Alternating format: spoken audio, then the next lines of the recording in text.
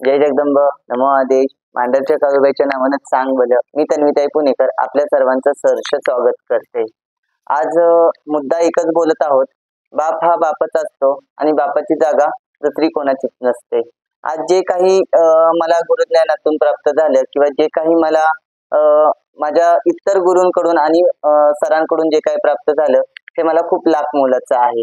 पहिली गोष्ट म्हणजे बऱ्याचशा जणांचे मला कॉल येतात, त्याचबरोबर बरेचसे जण मला ही विचारतात, ताई आंधळे सरांसारखं तुम्ही जे काही कार्य आहे ते करताल का? मी त्यांच्यासारखं काहीच करू शकत नाही, कारण की वडील हे वडीलच असतात आणि वडिलांची जागा मी घेऊ शकत नाही।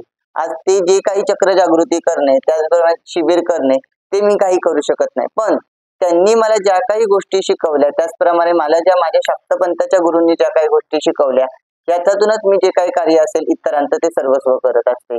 मुळात म्हणजे काय, जी काही लोक माझ्याकडे येतात त्यांना बांधणी करून देणे, बांधणीचे आता प्रत्येक जणांची बांधणीची क्रिया वेगळी आहे, माझी जरा वेगळीच आहे, म्हणून मी ह्या बांधणी ही पहिल्यापासून देत आले। 10 वर्षापासून माझी ही बांधणी देण्याची प्रक्रिया आहे, तशी मी बांधणी देत असते। मुळात म्हणजे कसं, जी काही लोक येतात त्यांना मी बांधणी सोबत काही साधना देते, म्हणजे असं नाही की सरांचेच मंत्र मी सर्वांना देते असंही नाही। त्यांनी जे काही मला गोष्टी दिल्या, ज्या काही गोष्टी त्यांनी मला साधनेद्वारे शिकवल्या त्या ह्या माझ्या पुरत्या असतात किंवा इतरांसाठी असतात, पण त्या क्वचित प्रमाणात असतात। आता बरेचसे जण मेसेज करतात किंवा युट्यूबला कमेंट्स करत आहेत की गुरुसारखी पुढं हे करायला लागलीस, म्हणजे जायला लागलीस, त्यांच्या पायावर पाय देऊन उभी राहायला लागलीस, त्याचबरोबर अर्ध्या कुंडाने पिवळी झाली।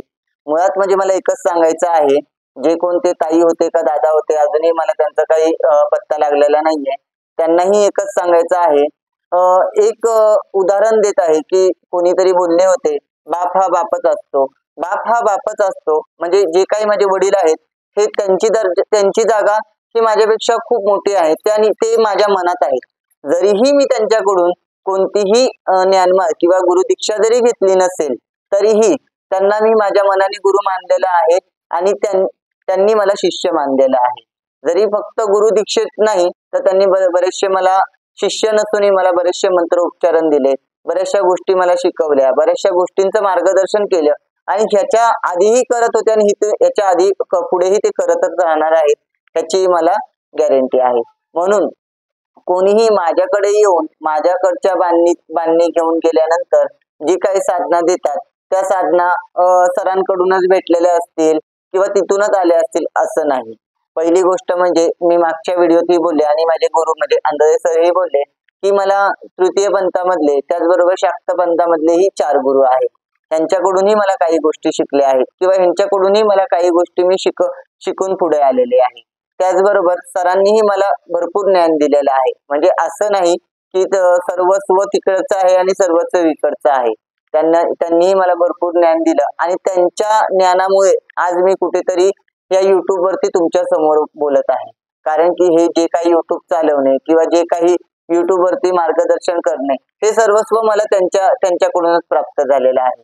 त्यांनीच मला हे युट्यूबचा माध्यम दिला, कारण की एवढे वर्ष मी जे काही कार्य करत होते हे माझ्या जवळपासच्या लोकांकरता त्याचबरोबर माझ्या गादीवरती येणाऱ्या लोकांकरता करत होते, पण युट्यूब माध्यम हे मला त्यांनी शिकवलं, युट्यूब माध्यम हे त्यांनी मला दाखवलं, त्याद्वारे मी आज कुठेतरी त्यांच्यामुळे मी कुठेतरी तुमच्या सोबत आहे किंवा तुमच्याशी बोलते किंवा तुमच्यासारखे अनेक लांब लांबून लोक माझ्याकडे येत आहेत। ही सर्वस्व जे काही श्रेय आहे ते मी सरांना देते, कारण की त्यांच्यामुळेच मी आज कुठेतरी उभी आहे। तर ह्या सर्व गोष्टी सांगण्याचं तात्पर्य म्हणजे असं की जे काही लोक म्हणतात की बाबा तुम्ही सरांच्या पायावर पाय देऊन पुढे जाता किंवा तुम्ही त्यांच्यासारख्या गोष्टी करता, तर असं नाही। जे काही आहे त्यांनी मला शिकवून मला कुठेतरी दाखवलं आहे, त्यांनी मला शिकवलं आहे, त्याचप्रमाणे काही गोष्टी माझ्या पुण्यातल्या गुरूंकडूनही मी शिकलेले आहे।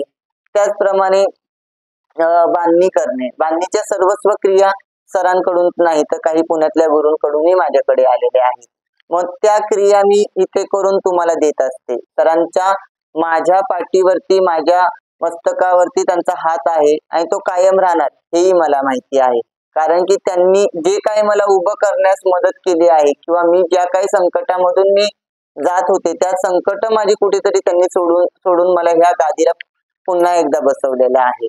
म्हणून मी त्यांचे खूप खूप आभार मानेल. आणि आज त्यांनी जो व्हिडिओ केला हा मला खूप आनंद झाला, की आज तेच बोलले की सर्व स्त्रीला आणि पुरुषाला सर्व मदत करतात, पण एखाद्या तृतीयपंथीला कोणीतरी मदत करावी. असा आज माझ्या वडिलांकडून मला जो काही आधार भेटला, की त्यांनी स्वतः सांगितलं की मी आज तिला मदत करतो आणि तिच्या मागे मी पाठीशी उभं राहणार, खंबीरपणे उभं राहणार. हे कुठेतरी ऐकून मला खूप आनंदही वाटला.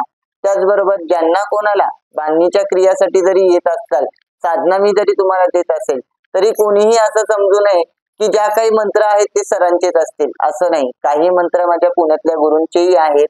माझ्या पुण्यातल्या गुरूंनीही मला तेवढं ज्ञान दिलेलं आहे. तेच प्रकारे त्यांनी मला काही शिकवलं आहे, सरांनी मला काही शिकवलं आहे. तर ह्या दोन्हीकडच्या ज्ञानातून मी पुढे जात आहे आणि ह्या दोन्हीकडच्या ज्ञानातून मी तुम्हालाही सर्वस्व काही गोष्टी देत आहे. म्हणून कोणी असा उल्लेख करू नका की सरांनाही विचारू नका तन्वीताई जे काही देतात ते सर्व त्यांचंच आहे का, नाही. कारण की त्यांची जी काही विद्या आहे ती त्यांनी मला गुप्त विद्या दिलेली आहे, ती मला गुप्त मंत्र दिलेले आहेत, गुप्त कार्य दिलेले आहेत. ते मी प्रत्येकाला देईल असं नाही. जो व्यक्ती, जो शिष्य माझ्या मांडीवर बसेल, जो माझी दीक्षा घेईल, माझ्याकडून तो ज्ञानमाळ करेल, त्याच व्यक्तीला मला द्यायची परवानगी आहे. प्रत्येकाला द्यायची मला परवानगी नाही. म्हणून बऱ्याचशा आता ताई झाल्या, एक ताई औरंगाबादच्या ताई होत्या संभाजीनगरच्या, त्यांनी माझ्याकडून मंत्र घेतला, त्याच्यानंतर तो तिकडे दाखवला की खरा आहे का खोटा आहे.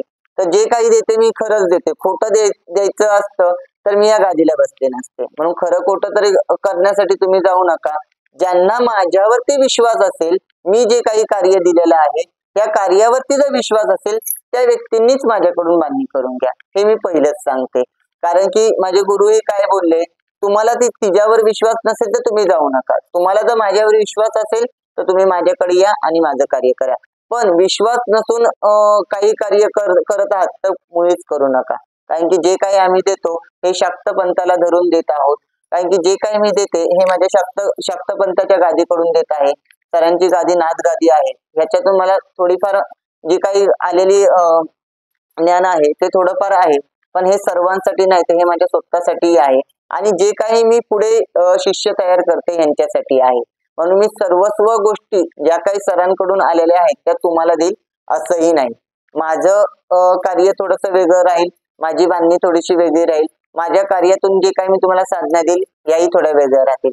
म्हणून तिथल्या जिथं ज्या देऊळगाव राज्यामध्ये असतील त्या हितं होतील असं नव्हे आणि असं होणारी नाही. कारण की माझ्या गुरुला तेवढं चक्र जागृती करण्याचं ज्ञान आहे, तेवढं मी घेऊ शकत नाही, तेवढं मला जमणारी नाही. शेवटी मी काय म्हटलं, बाप तो बापच असतो. बापाला जे कार्य जमतं ते मुलाला किंवा मुलीला जमत असं कधीच होणार नाही. आणि त्याच्यामुळेच कुठेतरी सांगायचंय मला की सर्वस्व जी काही लोक येतील, जी काही बांधणीची क्रिया करून जात असतील, त्यांनी असं परत माझ्या गुरुलाही विचारून त्रास देऊ नये की हे मंत्र तुम्ही दिलेले आहेत का. कारण की काही मंत्र माझ्या पुण्यातल्या माझ्या तृतीयपंथीकडूनही आलेले आहेत, पण सर्वस्व त्यांचेही नाहीयेत. त्याचबरोबर बांधणी कार्य झालं, यंत्र कार्य, जसं की माझ्या गुरूंनी तुम्हाला सांगितलं, तृतीयपंथीला प्रत्येक देवी देवताचं वर्तन आहे. प्रत्येक देवी देवतांनी त्यांना आपल्या पायापाशी ठेवलेलं आहे. मी नव्हेच तर अनेक तृतीयपंथी, म्हणजे जे कोणी आपल्या महाराष्ट्रामध्ये किंवा आपल्या भारतामध्ये, अख्ख्या जगामध्ये जे काही तृतीयपंथी असतील, ह्या तृतीयपंथीला जगदंबेने स्वतःच्या पायापाशी ठेवले. मुळात रेणुकाने स्वतःच्या पायापाशी ठेवलेले आहे.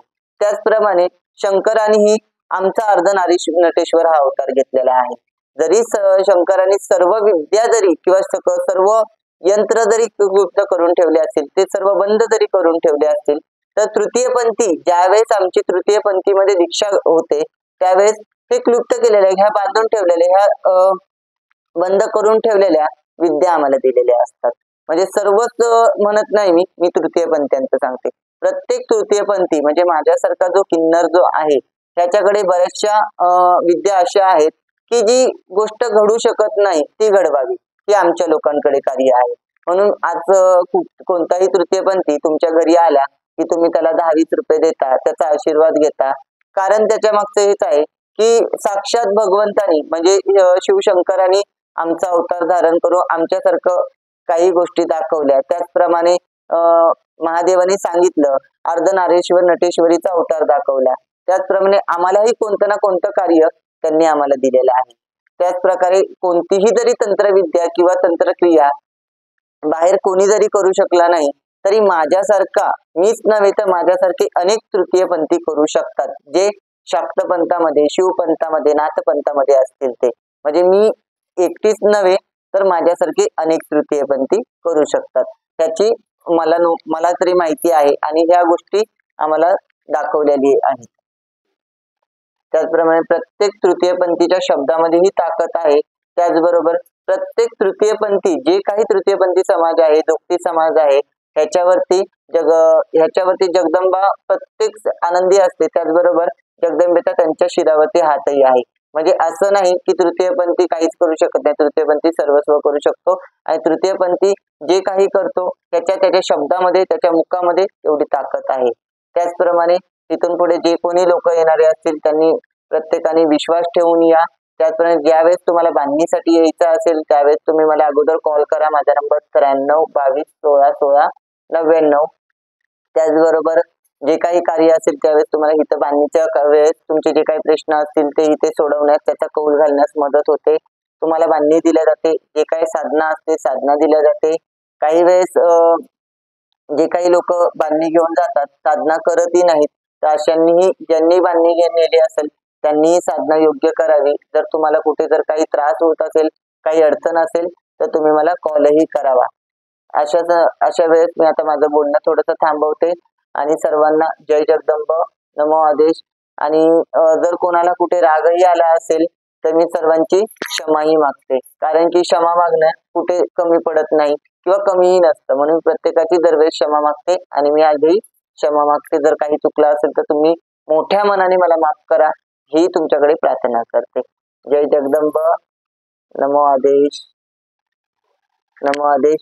त्याचबरोबर तुम्ही सर्वांनी सबस्क्राईब करा, लाईक करा. त्याचबरोबर तुम्ही जसं जगदंबेच्या मंदिरामध्ये गेल्यावर देवाच्या देवळाची जशी घंटी वाजवता, तशी माझ्या चॅनेलवरती आल्यानंतर तुम्ही माझ्या चॅनेलची घंटी वाजवा. म्हणजे माझे जे काही नवीन व्हिडिओ आहेत ते तुमच्यापर्यंत लवकर पोहोचतील आणि तुमच्या सर्वांची अशीच साथ मला राहू द्या. आज जशी मला सर्वांची साथ आहे तशी पुढेही मला सर्वांची साथ ठेवा. आज तुम्ही माझे सर्वस्व कुटुंबासारखे आहात. जे काही गोष्टी घडतात नडतात ते मी तुम्हाला सांगते, म्हणून जे काही माझे कार्य असेल तेही तुम्हाला सांगत असते. मग घंटी वाजवतात तर माझी इथून पुढचे नवीन व्हिडिओही तुम्ही पाहू शकता. नमो आदेश.